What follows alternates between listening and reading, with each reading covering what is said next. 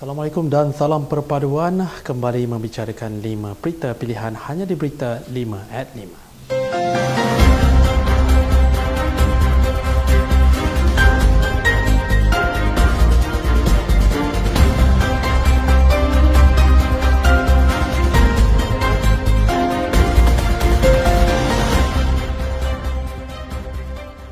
Menteri Luar Negeri Datuk Seri Dr. Zamri Abdul Kadir berkata Malaysia telah meningkatkan tahap tekanan tertinggi kepada masyarakat antarabangsa agar tidak terus menutup mata dan membenarkan kekejaman terhadap Palestin bermaharajalela. Beliau menegaskan pendirian Malaysia jelas dalam isu Palestin dan akan berterus membangkitkan isu berat sebelah negara barat mengenai tindakan rejim Zionis Israel melakukan pembunuhan terhadap orang awam. Menurut beliau, Perdana Menteri Datuk Seri Anwar Ibrahim juga telah menyatakan dengan tegas pendirian Malaysia dalam beberapa forum antarabangsa sebelum ini termasuk Himpunan Malaysia Bersama Palestin di Axiata Arena pada Selasa lalu sejurus beliau kembali dari lawatan ke Arab Saudi, Turki dan Mesir. Difahamkan Pertubuhan Bangsa-Bangsa Bersatu telah meluluskan pengumuman OIC dan Liga Arab dengan disokong oleh Malaysia, Brunei, Bangladesh, Kemboja dan beberapa negara lain untuk satu mesyuarat lobi serta gempar di PBB mengenai isu Palestin. Setiausaha Pergerakan Pemuda UMNO Malaysia Hafiz Arifin menegaskan bahawa pemuda UMNO Malaysia mengutuk serta mengecam sekeras-kerasnya tindakan yang tidak berperi kemanusiaan yang dibuat oleh rejim Zionis terhadap rakyat Palestin. Dan juga Ketua Pergerakan Pemuda UMNO Bahagian Sembroh menjelaskan pergerakan itu akan terus melakukan protes demonstrasi demi kesedaran termasuk di media sosial. Dalamnya pemuda UMNO tidak akan mendiamkan diri, malah akan terus berhimpun atas kesedaran menyatakan bantahan terhadap Israel. Katanya kesedaran dan kerjasama ini bukan hanya tumbuh di kalangan ahli UMNO, malah sentimen ini tumbuh di kalangan ahli-ahli politik. Tambahnya pemuda pada masa kini menggerakkan misi kemanusiaan terutamanya bekalan bantuan buat mereka yang terkesan. Malaysia mengambil pendirian tunggu dan lihat mengenai keputusan Pertubuhan Bangsa-Bangsa Bersatu berhubung penghantaran tentera pengaman ke Palestin, kata Menteri Pertahanan Datuk Seri Muhammad Hassan. Beliau berkata kerajaan tidak akan membuat keputusan tergesa-gesa dengan apa yang juga diputuskan PBB kelak kerana perkara itu akan dipertimbangkan terutamanya oleh Angkatan Tentera Malaysia.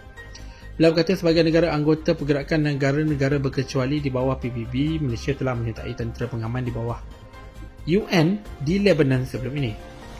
Beliau memaklumkan sehingga kini terdapat lebih 800 anggota tentera Malaysia di Lubnan dan beberapa pegawai masih bertugas di Somalia. Terdahulu, media melaporkan Perdana Menteri Datuk Seri Anwar Ibrahim menafikan dakwaan kononnya Malaysia enggan menghantar pasukan tentera bagi membantu Palestin.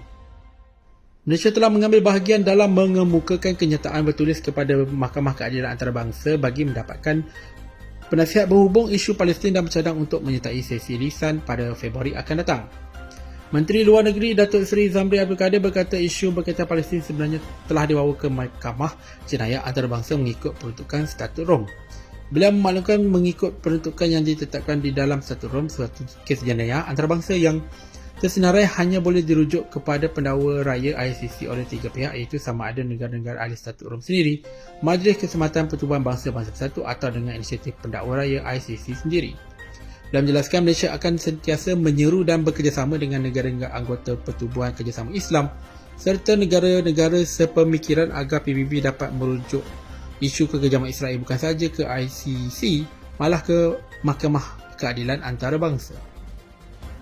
Pengurusi Badan Perhubungan UMNO Negeri Sembilan Datuk Seri Jalaluddin Alias berkata ahli parti baik akar umbi maupun pemimpin perlu disatukan pemikiran dalam menghadapi apa jua cabaran. Dan juga Ketua UMNO Bahagian Jelepuk Hidup berkata dengan meletakkan agenda penyatuan di semua peringkat kepimpinan sebagai satu keutamaan, barulah perjuangan UMNO semakin kukuh. Beliau berkata sebagai parti yang sudah lama bertahan, UMNO pastinya tidak terlepas daripada setiap ujian sama ada ujian dalaman ataupun luaran. Dan juga ahli Parlimen Jelebu yakin dan percaya setiap ahli-ahli parti dapat satukan pemikiran, UMNO akan jadi sebuah parti yang kukuh dan dominan.